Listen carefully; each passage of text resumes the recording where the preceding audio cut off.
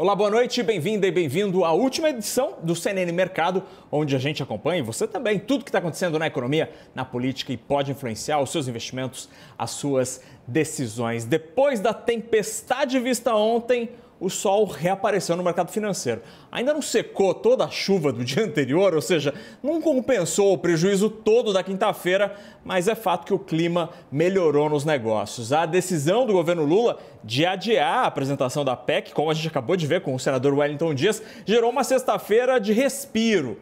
O texto vai ser apresentado apenas na semana que vem, depois do feriado. Até lá, continuam as negociações sobre o texto. Para os investidores, a esperança é que esse prazo extra pode ajustar o texto para um modelo menos gastador ou mais responsável fiscalmente. Nos negócios, o mercado se recuperou parcialmente, com o dólar em queda, como você vê aí, uma queda superior a 1%, e a bolsa em alta. O exterior também ajudou, especialmente a China, onde surgem as primeiras notícias, agora notícias mesmo, de flexibilização das medidas contra a Covid-19. Enquanto Brasília volta a discutir a PEC, vários nomes do governo agiram hoje, sexta-feira, como bombeiros, para tentar restabelecer o discurso de preocupação com as contas públicas. Um deles foi o senador Flávio Dino, eleito pelo Maranhão. Vamos conferir.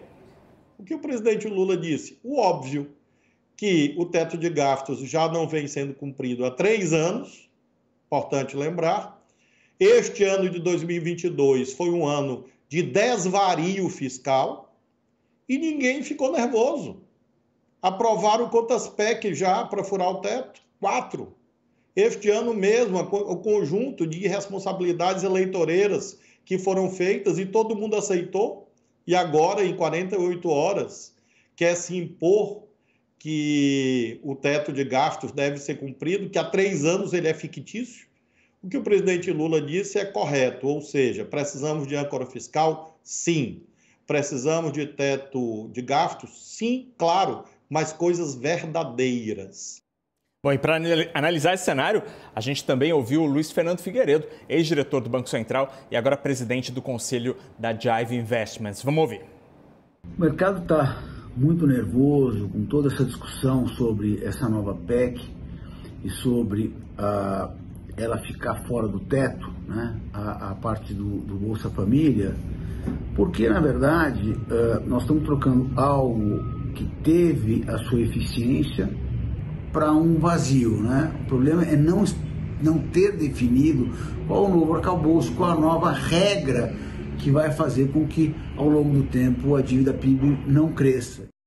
Entre os destaques desta sexta-feira, empresas que exportam para a China, como a CSN e a Vale, terminaram o dia em forte alta. Mais cedo, Pequim afrouxou regras para conter a Covid-19, como, por exemplo, a redução da quarentena em caso de contaminação de contatos próximos ou dos viajantes. JBS, que também exporta para a China, também foi beneficiada pelo balanço do terceiro trimestre. Do outro lado, entre as quedas do dia, Magazine Luiza perdeu mais de 13% depois de divulgar um prejuízo de 166 milhões de reais no terceiro trimestre.